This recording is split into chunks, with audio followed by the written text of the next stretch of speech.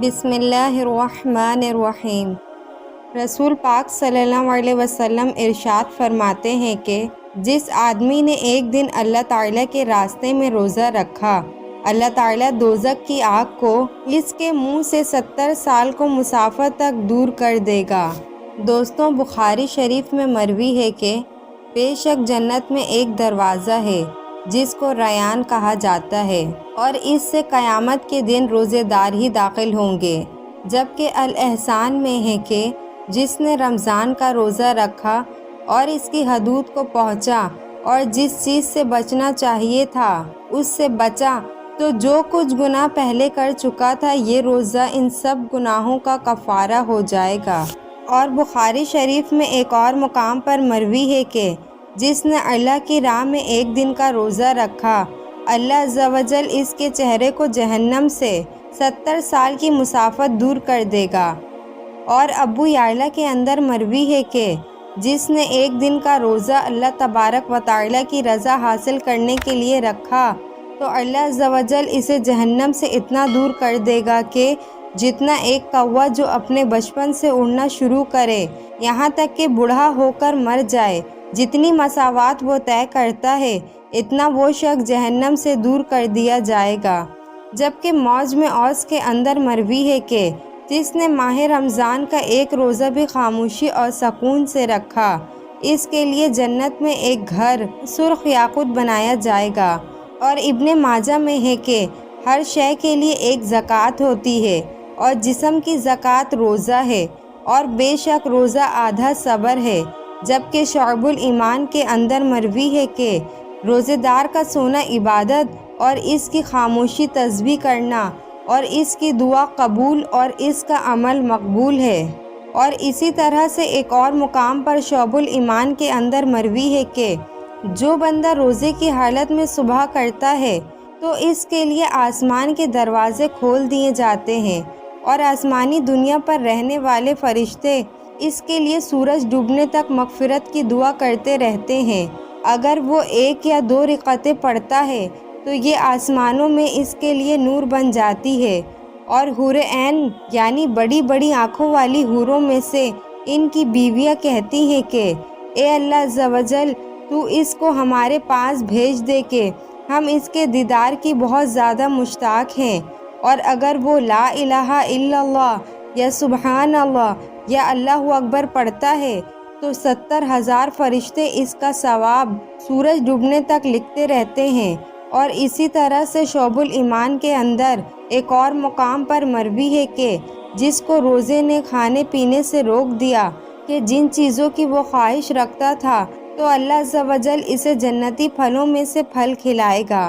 اور جنتی شراب سے سیراب کرے گا۔ اور کنز الاعمال کے اندر مروی ہے کہ قیامت والے دن روزے داروں کے لیے ایک سونے کا دسترخوان رکھا جائے گا جس سے وہ کھائیں گے۔ حالانکہ لوگ اس وقت حساب و کتاب کے منتظر ہوں گے، لیکن لوگ تو اللہ عز و جل کی بارگاہ کے اندر کھڑے ہوئے حسابوں کی انتظار کر رہے ہوں گے کہ جلد سے جلد حساب و کتاب شروع ہو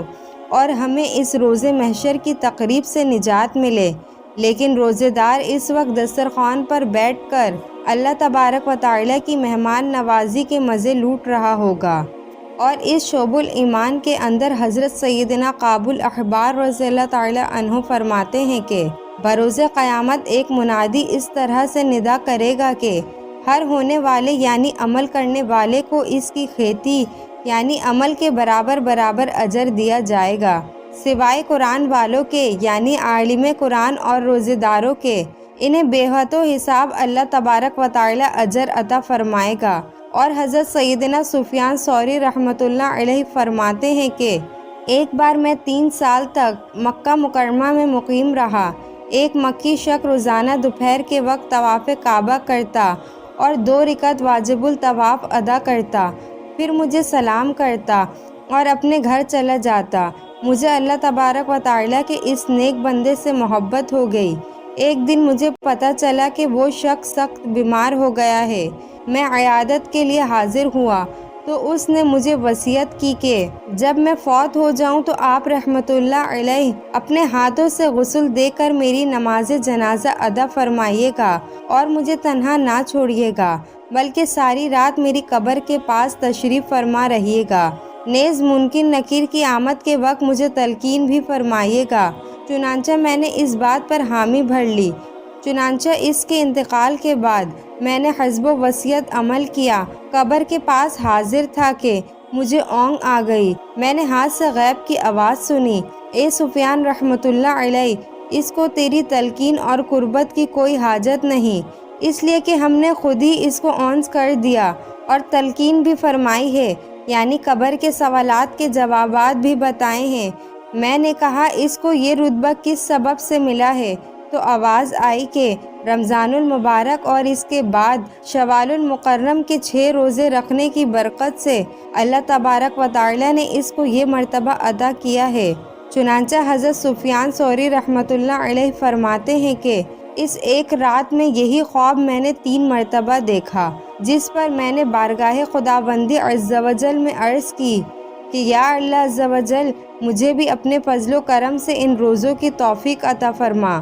پیارے دوستوں، ان تمام تر روایت سے پتہ چلا کہ روزے دار ایک ایسا خوش نصیب بندہ ہے کہ جس پر اللہ تبارک و تعالی کی اتنی کرم و نوازشیں ہوتی ہیں جن کو ہم گن بھی نہیں سکتے۔ وہ کرم و نوازش اتنی بڑی ہیں کہ انسان کی عقل حیران رہ جاتی ہے۔ اللہ تبارک و تعالی روزے دار سے کیسی محبت کرتا ہے کہ اس کے منہ کی بدبو بھی اللہ تبارک و تعالی کو پسند ہے۔ روزے دار کے اذا تسبیح کرتے رہتے ہیں اور اس کی دعا اللہ تبارک و تعالی کی بارگاہ کے اندر قبول ہوتی ہے۔ اور روز محشر جو اتنا خوفناک دن ہوگا، لوگ حساب و کتاب کے انتظار میں کھڑے پیاس کے مارے مر رہے ہوں گے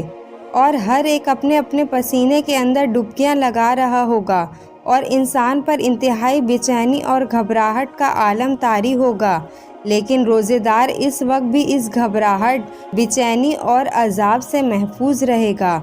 جہاں پر لوگ تکلیف کے اندر مبتلا ہوں گے، لیکن روزے دار دسترخوان پر بیٹھا اللہ تبارک و تعالی کی رحمتوں اور جنتی پھلوں کے مزے لوٹ رہا ہوگا، اور اللہ تبارک و تعالی قیامت کے دن روزے دار کو اتنا چین و سکون عطا کرے گا کہ جہنم سے وہ بالکل دور کر دیا جائے گا، یعنی اس کے پیش نظر صرف اور صرف جنت ہی ہوگی اور اس کو اپنے خاتمے کا اور جنت میں داخل ہونے کا یقین ہو جائے گا۔ اور اس کے علاوہ اللہ تبارک و تعالی نے روزے داروں کی محبت کو حوروں کے دلوں کے اندر بھی ڈال دیا ہے، چنانچہ ہر بندہ حوروں کی خواہش رکھتا ہے، لیکن اللہ تبارک و تعالی نے روزے دار کو یہ فضیلت عطا کی ہے کہ حوریں خود روزے دار کی منتظر ہیں۔ اور اس کے علاوہ اس حکایت سے بھی ہمیں پتہ چلا کہ اگر ہم یہ چاہتے ہیں کہ قبر کے سوالات کے جوابات ہم پر انتہائی آسان ہو جائیں اور ہمیں قبر کے اندر گھبراہٹ یا عذاب نہ ہو، تو ہمیں چاہیے کہ ہم رمضان المبارک کے روزے رکھیں، کیونکہ جو شخص رمضان المبارک کے روزے رکھتا ہے تو مرنے کے بعد اللہ تبارک و تعالی خود ہی اس کو اونس ادا کرتا ہے اور اس کے دل سے تمام گھبراہٹوں کو دور کر دیتا ہے، اور منکر نکیر کے سوالات کے جوابات خود اللہ عز و جل اسے سکھاتا ہے، جس کی وجہ سے اسے کسی دوسرے شخص کی حاجت نہیں ہوتی۔ اور اسی طرح سے بعض روایت کے اندر آتا ہے کہ اللہ تبارک و تعالی ارشاد فرماتا ہے کہ ہر عمل کی ایک جزا ہے، یعنی روزہ میرے لیے ہے اور اس کی جزا میں ہوں، یعنی روزے کا کوئی حساب نہیں ہے کہ روزے دار کو اللہ تبارک و تعالی کتنا اجر عطا فرمائے گا۔ اللہ تبارک و تعالی سے دعا ہے کہ اللہ تبارک و تعالی ہمیں بھی ماہ رمضان کی قدر کرنے اور اس کے روزے رکھنے کی توفیق عطا فرمائے، آمین۔ امید کرتی ہوں آپ کو آج کی ویڈیو پسند آئی ہوگی۔ اگر ویڈیو پسند آئی ہے تو ویڈیو کو لائک اور چینل کو سبسکرائب کریں۔ ملتے ہیں اگلے ویڈیو میں۔ خدا حافظ۔